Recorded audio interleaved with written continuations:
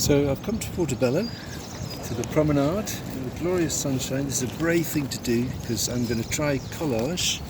I've got some various pieces of paper I'll talk you through and a glue stick. And I'm going to start my composition with pieces of paper, colour, pattern. So unlike previous presentations, I'm not going to start with any kind of thumbnail sketch. I'm going to compose retrospectively. So I've got some different bits of paper. I've got a bit of a street map, which I think I might use in the sky. Some of these bits of paper are too good actually. I've got some prepared painted paper, which is not a bad sea green. I've got some other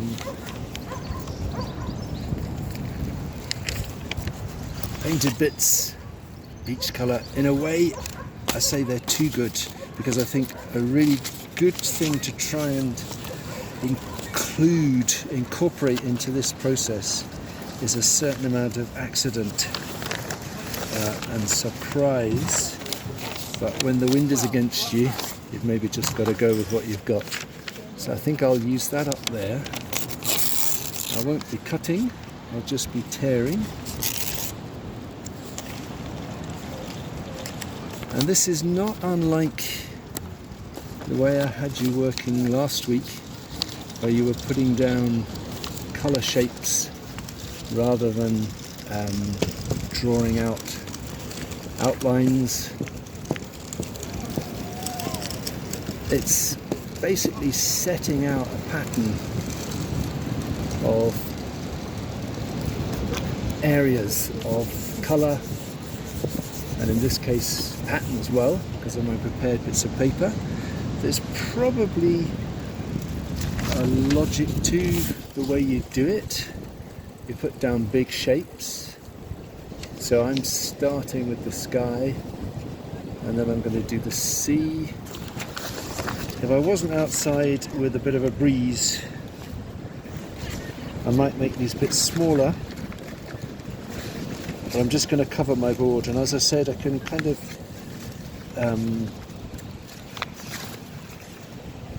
compose retrospectively. So I'm just looking for those big shapes, which is some sky, some sea, and then some sand. Then I'll do some smaller shapes. I want to get some water, the breakwater, so, some surf. And then once I've got all those shapes down, and I think I might bring in a bit of perspective. So maybe I'll tear that one. By perspective I mean instead of just doing horizontal bands,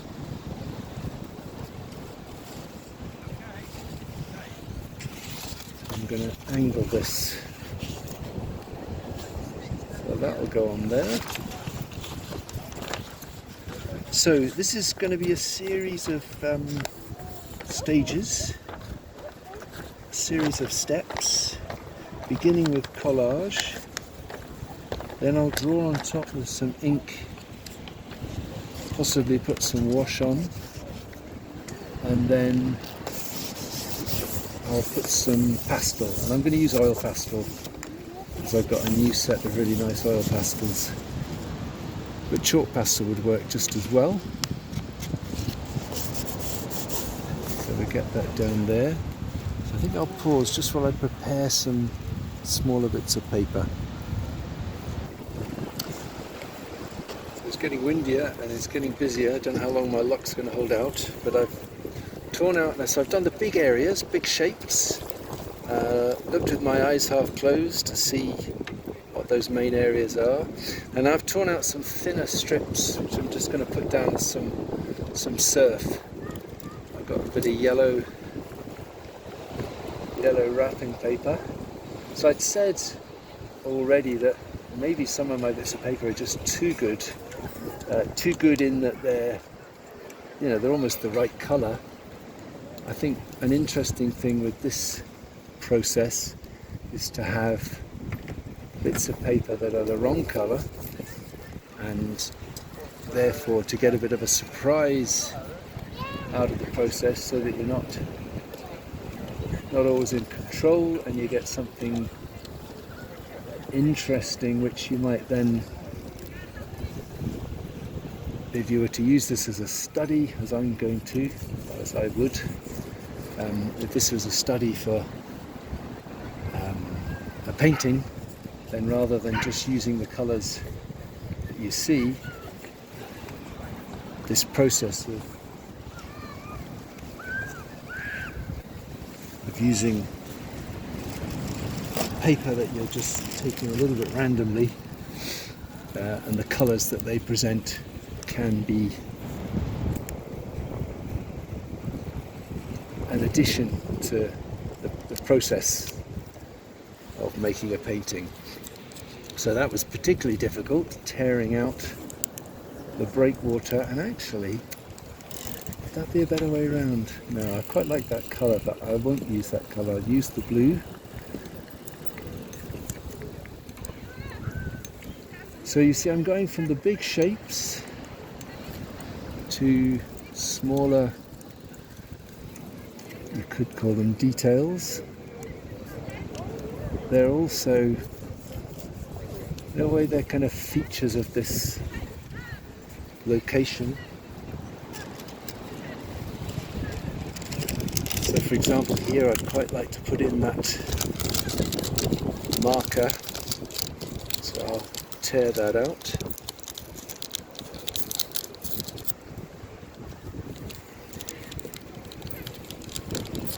So tearing means that I'm going to get much rougher shapes.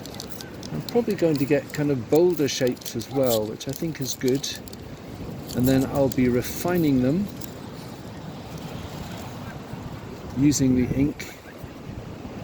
I'll be putting down ink lines, and then I'll be putting oil pastel on as well. But I think again it's a case of structure. You know, that's giving me a structure which might be bolder than if I were to just draw it. So let's put that out there. And of course, now that I look, I realise that there is a landmass on the other side, which I think I might like to put in. And then since we've got wild swimmers, I should probably put some swimmers in as well. Maybe that should be out there. So it's fiddly and it's a challenge, especially when it's windy, but actually it's another ways of making you really look. You've got to simplify what's there, then you'll look more carefully. So I'm going to pause and do a bit of land and some figures. So this might be a bit excessive, but I'm pleased that I've got some paper that isn't quite the right colour. And also I've been thinking a bit about edges, so I've torn edges, but with some of my scene I've got a straight edged horizon, so I've used the edge of the paper, and I've torn other edges for mountains and surf and so on. And as I said, I want to put some people in. So I'll try some people over here. And again, I've just made a very rough shape. The only way in which it resembles a person is it's slightly smaller at the top. There's a bit of a head. I'm not quite sure where to put them, but I chose the yellow because I thought it was a good colour to introduce, and it will all, of course, be refined with the pastel and the ink. So when you're outside, you can't do such a neat job. It will make my life easier for drawing if these edges are stuck down, but I may just have to cope. So that's the first stage. I'm now going to put some ink lines on and start to refine that a little bit. So I'm a little bit unsure about where to start with my ink, because so many of these edges, things that I might define, are already explained to a certain extent by the edges of the bits of paper I've torn. So I'm going to start with the breakwater and then maybe some people, because I think a lot of the refining that I'm going to end up doing is going to be done with the pastel.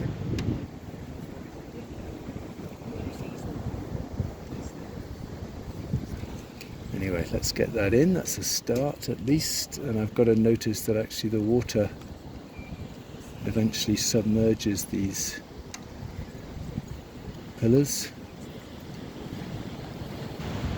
Carry them on a bit. Something with my post. I think I should just get on with the people actually. I think they're the real challenge. So who are we going to do? Water.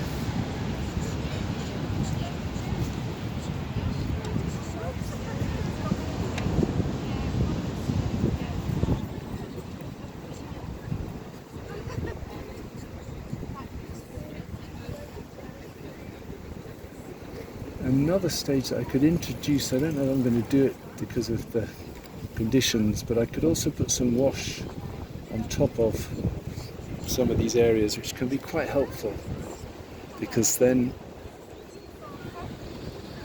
if there are bright colours,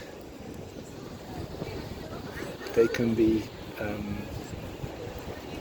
subdued, modified a bit by the wash.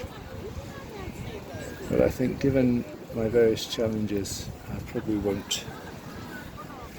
But what I will do is get a few darks up here. So I'm going to develop some of these areas with their own texture, just to break them up a bit, so that my blocks of colour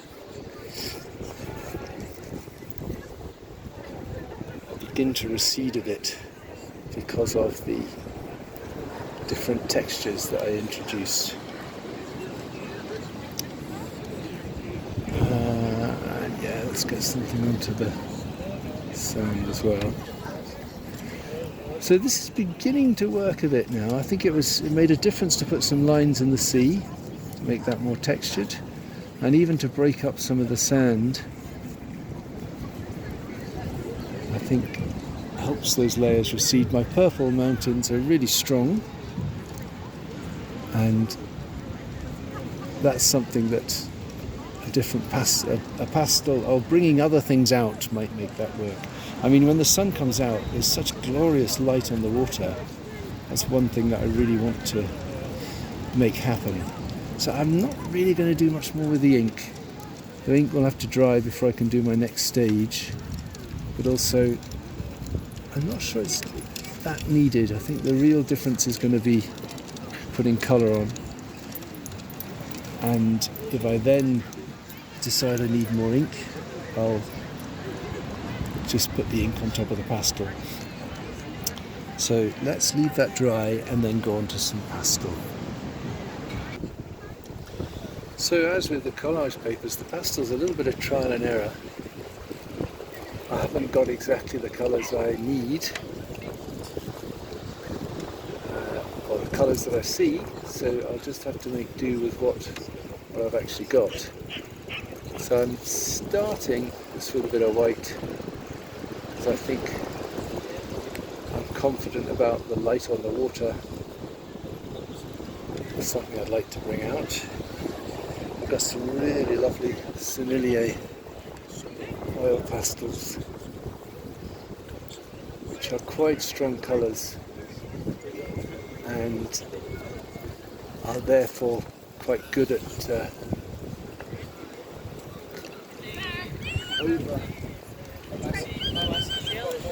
overcoming the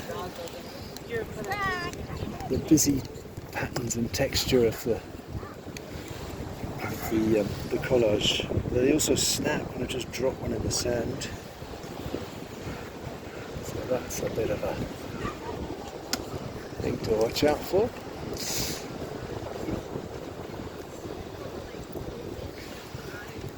So I'm looking for the colours, trying things out, and also, finding there's a lot of chance involved. But that's what I want to happen. And as I find the colours, I can also refine the edges of some of my torn shapes.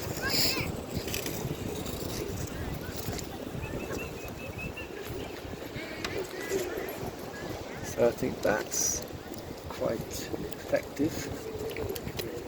I think you can see I'm not having to do very much to these different areas in order to modify them and create the sense of depth. Now my purple mountains are a bit too strong,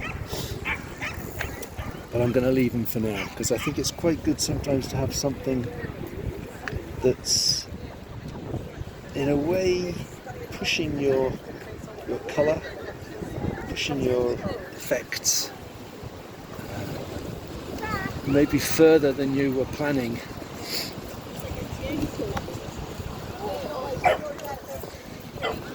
So I must say that a lot of what I'm doing is working within these different areas. It would be good if I could start to work on the edges of them, break them up a bit. I mean, for example, there's this amazing light just where the water gets a bit shallower.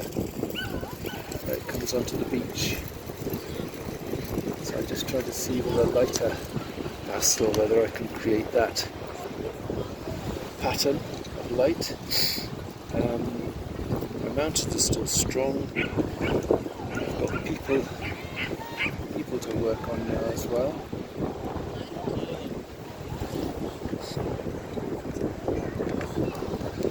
So to get down some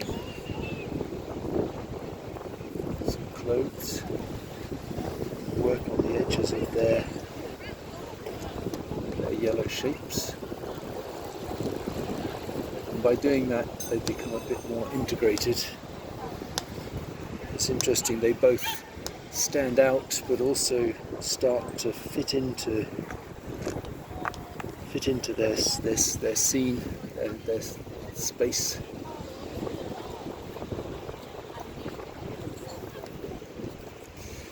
So something lighter on there.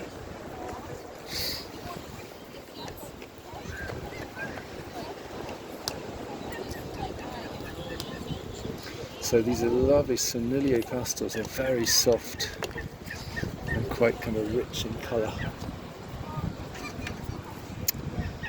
So what's it all about? I've demonstrated relatively successfully this process, but I need to assess for myself what I'm trying to do. What am I trying to draw attention to?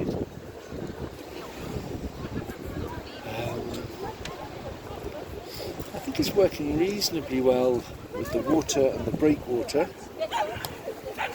It falls apart with the sky and the mountains, so I should probably knock these back a bit.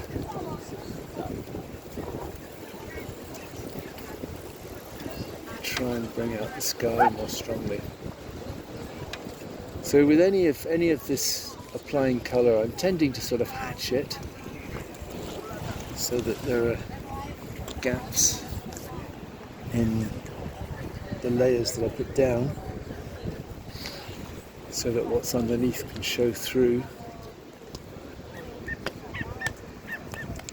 And also it's quite hard to cover some of this stuff. But I think, for example, if I could get a lot more solidity to that sky and calm the mountains down, that might be more effective.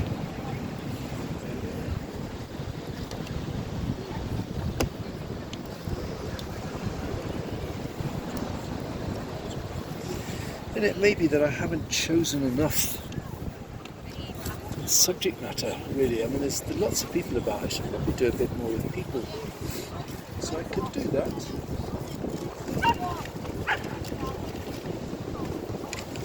I can introduce more figures, so maybe let's have a bigger figure. So I just wanted to show you really that you can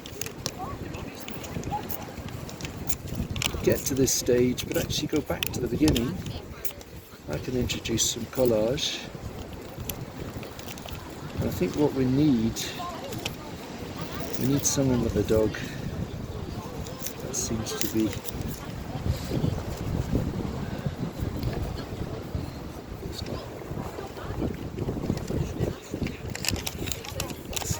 a popular activity here. So I'm going to put on a much bigger figure in my foreground. Something like that.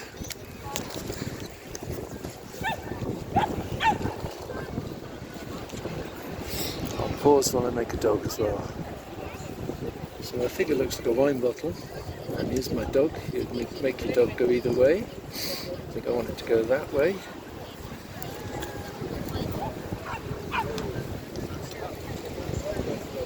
And actually, now that I think of it, I might even get some birds in. Because I think what's my problem is there's not enough going on in my scene. I put my dog there. Might even get some birds up in the sky to break up the sky.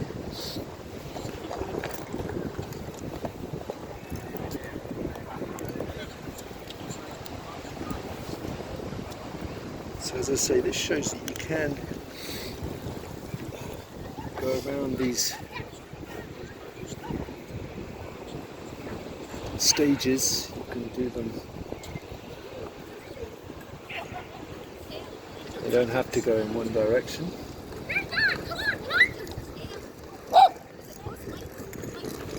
You can actually return to something and go on and on building up. And that's great because you don't always know at the beginning. So I said in a way this is kind of, it's going to be composing retrospectively.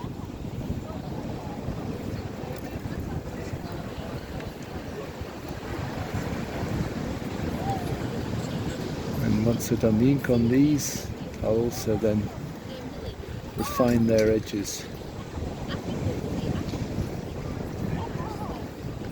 I should also think about shadows, because I think it might be, with any of these actually, I could get some shadows in ink. And they may well connect my figures a bit better. So you can put ink on top of pastel. It's quite nice because it's, certainly with the oil pastel, it will resist it. So let's have that dry a moment.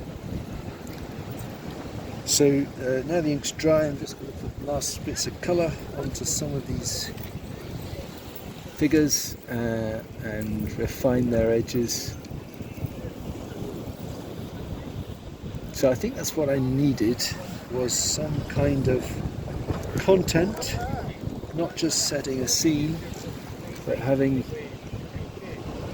just been looking for a bit more subject matter. I've maybe found it in my figures.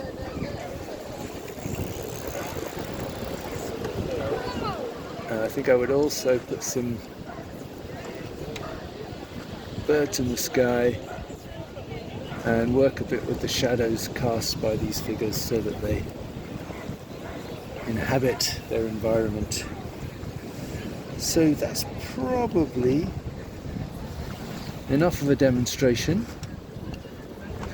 I'm doing more and more of these mixed media things myself, so I use them as a basis for paintings because firstly it's just great fun to do. You don't always know what's going to happen, so you get surprises, and out of the surprises come ideas. And also,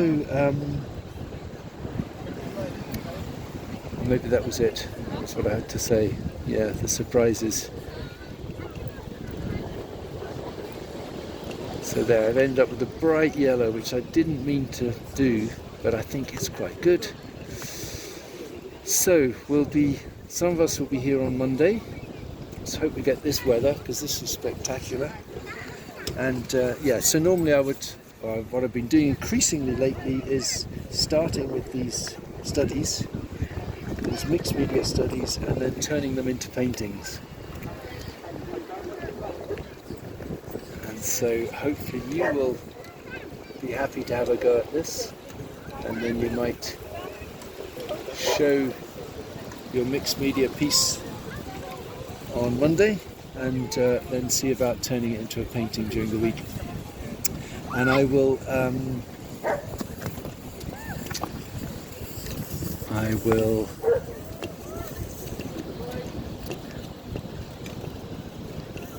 see you.